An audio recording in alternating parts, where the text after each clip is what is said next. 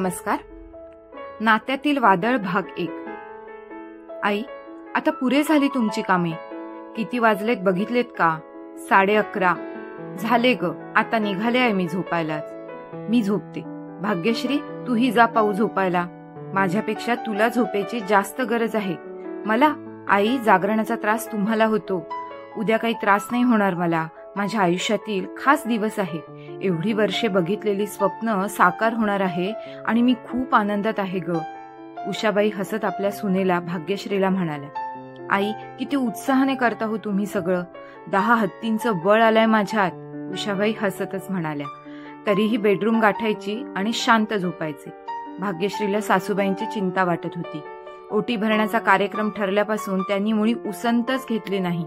काय करू नि काय नको होऊन गेलाय त्यांना हे भाग्यश्री जाणून होती. तब्बल 11 वर्षांनी हा आनंदाचा दिवस आला होता.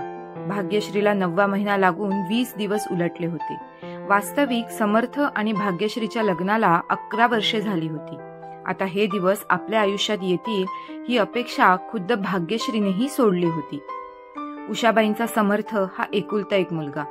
मनाविरुद्ध जाऊन समर्थने भाग्यश्रीशी लग्न करण्याचे ठरविले. नाईलाजाने सर्वांनी ते मान्य केले होते आणि त्यानंतरचा हा भला मोठा काळ बाळाची प्रतीक्षा करण्यात गेलेला. त्यामुळे उषाबाई आपली नापसंती व्यक्त करीत असत. ज्या दिवशी त्यांना भाग्यश्रीला दिवस गेल्याचे कळले त्या दिवसापासून जादूची कांडी फिरावी आणि सारं काही बदलून जावं तसं झालं होतं. उषाबाईंच्या स्वभावात कमालीचा बदल झाला होता. भाग्यश्रीचीही त्या खूप काळजी घेत असत. तिची आवड निवड, काय हवं नको त्यात ते स्वतः बघत होत्या. वयाची 60 विसरल्या होत्या. 7व्या महिन्यात त्यांनी ओटी भरण करायचे असे ठरवले होते. पण त्याच वेळी त्यांच्या मोठ्या दिरांचा ऍक्सिडेंट झाला आणि सारेच राहिले. आता दिरांची तब्येत सुधारली होती आणि उषाबाईंना पुन्हा ओटी भरण्याचा विषय भरतरावांकडे म्हणजे आपल्या पतीकडे काढला आणि भरतरावांनी मोठ्या आनंदाने होकार दिला. भाग्यश्री आता खूप अवघडलेली होती. पण पहिल्या वेळीच हे सर्व सोपस्कार अनुभवायला मिळतात हेही ती जाणून होती. तिचेही कित्येक वर्षांचं स्वप्न होतं आणि आता ते पूर्ण होत होतं. उषाबाईंनी समर्थला चांगलंच कामाला लावलं होतं. तोही आवडीने सर्व करत होता. एकंदरीतच समर्थच्या घरात आनंदोत्सवच सुरू होता. उषाबाईंनी उद्याच्या ओटी भरण्याचा कार्यक्रम अतिशय कल्पकतेने आखला होता. त्या त्यांची हौस भागवून घेणार होत्याच. त्याचबरोबर भाग्यश्रीलाही कुठे काही कमी पडणार नाही, तिची हौसमौज होईल, आलेली पाहुणे मंडळी आनंदतील असा सर्व आराखडा त्यांनी आखला होता. उषाबाई झोपायला गेल्या. भाग्यश्रीही रूममध्ये आली. समर्थ टीव्हीवर कोणता तरी कार्यक्रम बघत होता. भाग्यश्री रूममध्ये येताच त्यांनी टीव्ही ऑफ केला. भाग्या, झाली कामे? किती हा उशीर? आई गेली झोपायला? हो रे, आताच गेल्या. त्यांचा उत्साह त्यांना विश्रांती घेऊ देईना असा झाला आहे. हसत हसत भाग्यश्री म्हणाली. हुश, जरा पडते आता. पायांना सूज आलीये त्यामुळे जास्त वेळ उभं राहता येत नाही रे. हो हो भाग्या, ये पड निवांत. भाग्यश्री बेडवर हळुवारपणे आडवी झाली. आज तीही खूप उत्साही होती. सासूबाईंचा उत्साह आनंद ती पाहत होती आणि शरीर साथ देत नसले तरी ती कामं करत होती. अर्थात हलकी फुलकी कामेच. समर्थ, आई बाबा किती आनंदात आहेत ना रे. त्यांचा आनंद पाहून माझे मन भरून येते. हो ना, उशिरा का होईना आपण त्यांना तो आनंद देऊ शकतोय याचाच आनंद मला जास्त होतोय. समर्थ प्रसन्नतेने हसत म्हणाला. समर्थ, ही एवढी वर्षे कशी काढलीत मी ते मला आणि देवालाच माहिती रे. मला माहिती आहे ग भाग्या, पण तुला वाईट वाटेल म्हणून मी त्याची वाच्यता करीत नव्हतो. तुझ्या डोळ्यात मला दुःख दिसायचे ग, पण मी ते न कळल्यासारखेच जास्त वेळा करायचो आणि तुझ्याशी वागायचो. भाग्या, मलाही वेदना होतच होत्या. बाप होत नाही म्हणून तर होत होत्याच, पण तुला आईला दुःखी पाहून जास्त वाईट वाटायचे. समर्थ, आता झाले रे सर्व. कोण्या जन्माची पुण्याई कामाला आली. खरे सांगू, ती बोलता बोलता थांबली. तिला अशी अबोल झालेली पाहून समर्थच म्हणाला. भाग्या, काय मनात असेल ते बोल. आता मनात काही एक साठवून ठेवू नकोस. सर्व होईल ना रे ठीक. अजून मन घाबरताय रे माझे. भाग्यश्री, काय हे? कालच जाऊन आलोत ना डॉक्टरकडे. काय म्हणालेत डॉक्टर? सर्व ठीक, अगदी उत्तम आहे. हो रे, पण बाळ हातात येईपर्यंत माझी धाकधूक कमी होणार नाही. भाग्यश्रीला अशी टेन्शनमध्ये पाहून समर्थ सजग झाला. हिला आता जास्तीच मानसिक आधाराची गरज आहे. विषय बदलण्यासाठी तो म्हणाला. उद्या तुझी खास मैत्रीण बेंगलोरहून येणार आहे. मग माझी कुठली आठवण राहणार तुला? समर्थ, मी पण हेच म्हणू शकते ना, उद्या तुझा खास मित्र येणार सोहम, मग काय समर्थला थोडीच माझी आठवण येणार? दोघांनाही हसू आले. होय, सोहम आणि तुझी मैत्रीण पूनम दोघे आपल्या आयुष्यात आले आणि आपलं आयुष्यच बदलून गेले, होय ना?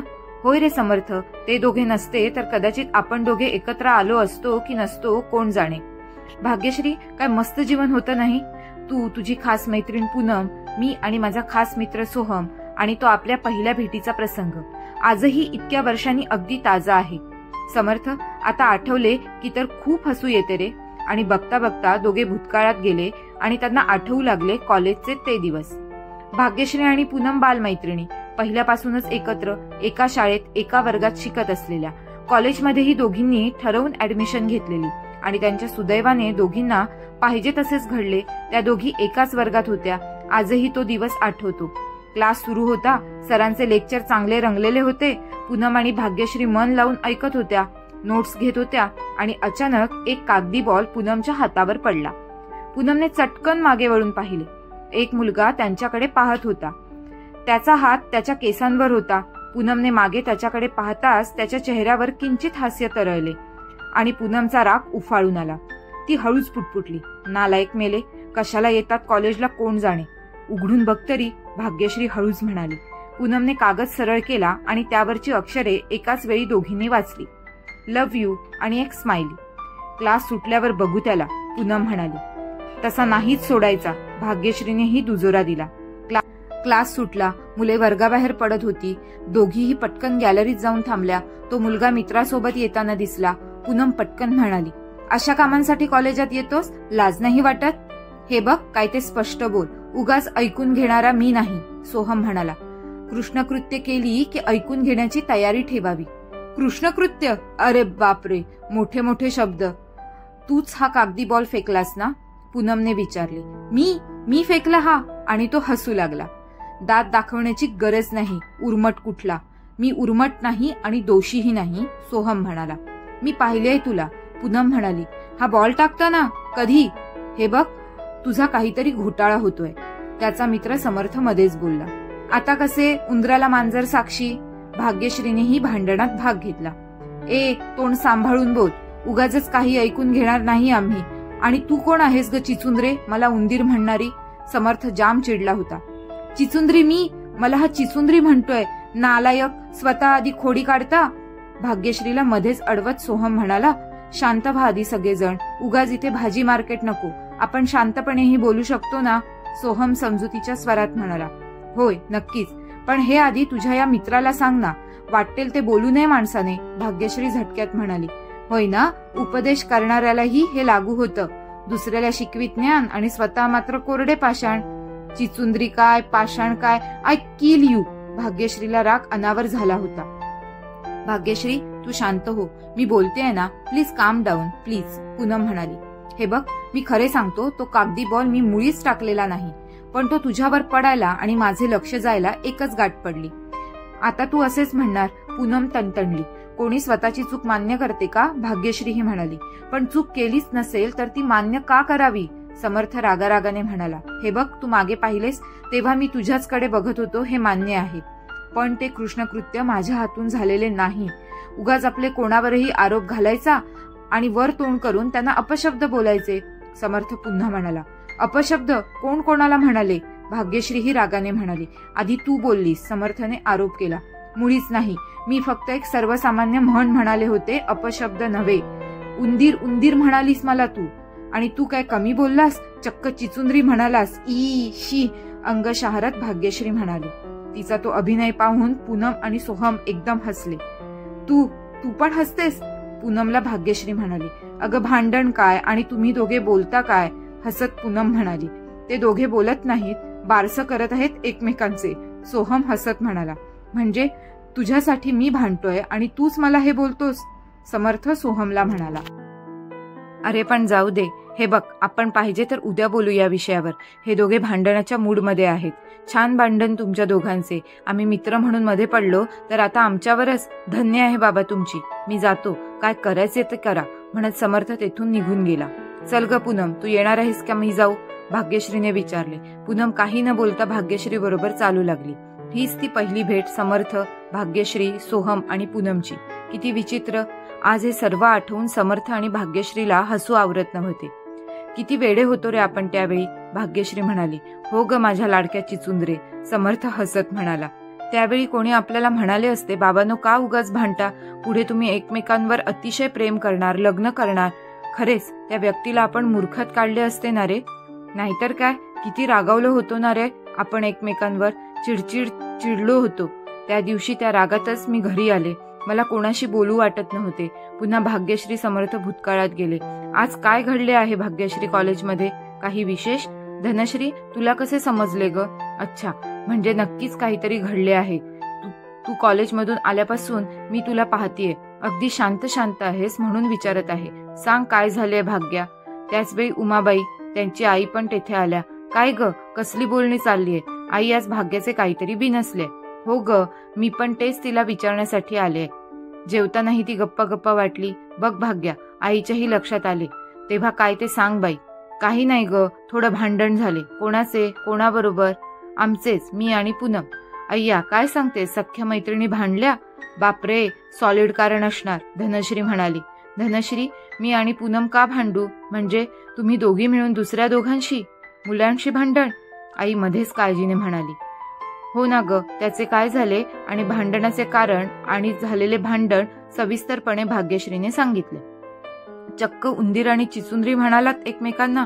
धनश्री हसू लागली. तिला हसू जावरेना. आई बघ ना, ही कशी हसतीये. धनश्री, हसू नकोस म्हणताना आईलाही हसू फुटले. आता मात्र भाग्यश्री जाम वैतागली. हसा, पोटभर हसून घ्या. अगं, एवढे भांडण्यापेक्षा त्या मुलांच्या वह्या पाहिल्या असत्या तर हँड रायटिंग त्यांचे नी त्या कागदावरचे लगेच लक्षात आले असते. त्यांनी तो बॉल टाकलाय की नाही.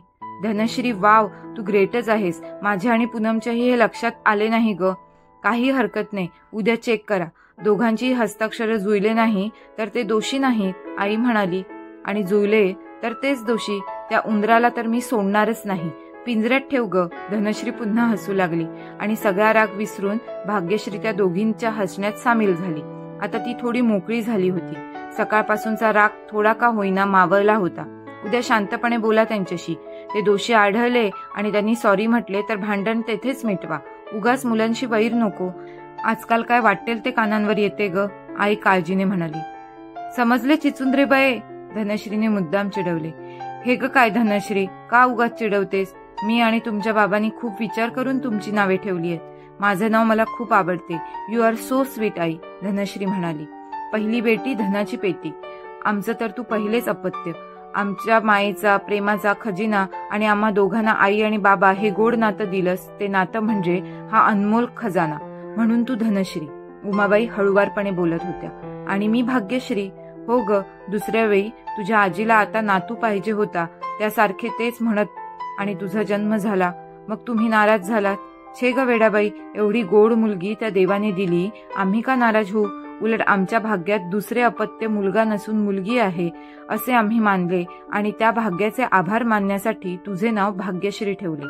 हो आई, किती छान नाव ठेवलंय माझेही. पण आज आलीस ना नाव बदलून, आणि तेही काय चिचुंद्री, धनश्री हसत म्हणाली आणि भाग्यश्रीसह सगळेच खळाळून हसले. दुसऱ्या दिवशी सकाळी भाग्यश्री कॉलेजला जाण्यास तयार झाली. ए भाग्यश्री, एक सांगायचंय तुला, धनश्रीने तिला थांबवले. बोल ग पटकन, उशीर होईल.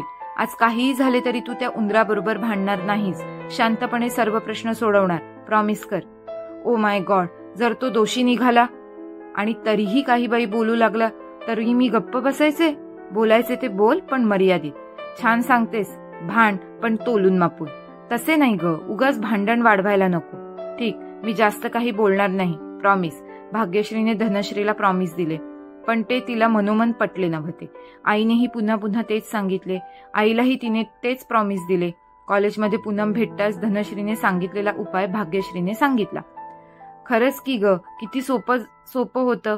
आज आपण चेक करूया त्यांच्या वह्या. ठरल्याप्रमाणे कॉलेज सुटल्यावर पूनमनं सोहमला थांबविले. सोहम बरोबर समर्थही होताच. काल तो प्रकार झाला तो निव्वळ गैरसमजातून. सोहमने बोलायला सुरुवात केली. तुझी वही बघायची आहे, देणार? घे ना, कोणतीही घे. सोहमने आपल्या वह्या पुढे केल्या. त्यातील एक वही पूनमने घेतली. पर्समधला कालचा तो कागद काढला. दोघीही निरखून बघू लागल्या. पण हस्ताक्षर वेगळे होते. पूनम, त्याच्या मित्राचीही वही बघूया, भाग्यश्री म्हणाली. समर्थच्या भुवया वक्र झाल्या. तो काही बोलणार होता तोच सोहम म्हणाला, प्लीज समर्थ, माझ्यासाठी दे वही, दे. काही न बोलता समर्थनेही आपल्या वह्या पुढे केल्या. पूनमने एक वही घेतली. पुन्हा दोघी हस्ताक्षर चेक करू लागल्या, पण हेही हस्ताक्षर मॅच झालं नाही. दोघींना आपली चूक समजली. पूनम लगेच म्हणाली, सॉरी, होता है, जाने दो. सोहम हसत म्हणाला, एनिवे, ओळख तर करून घेऊया. मी सोहम आणि हा माझा मित्र समर्थ. हाय, मी पूनम आणि ही माझी मैत्रीण भाग्यश्री. हिला काही जण भाग्या म्हणतात आणि काही जण चिचुंद्रीही म्हणतात.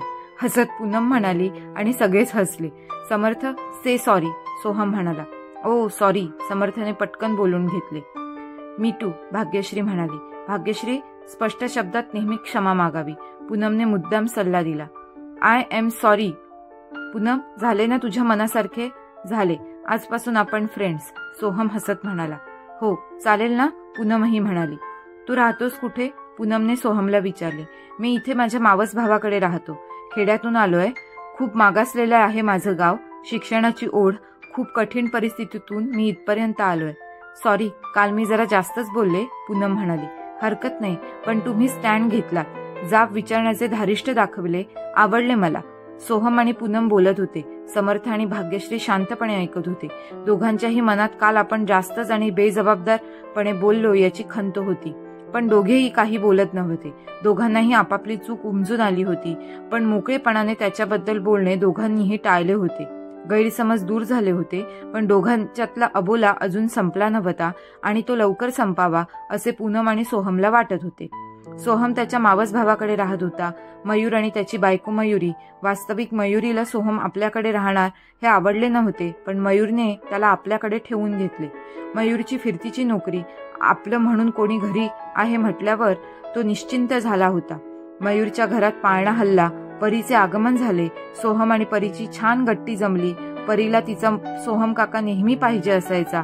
एका रात्री परीला अचानक ताप भरला.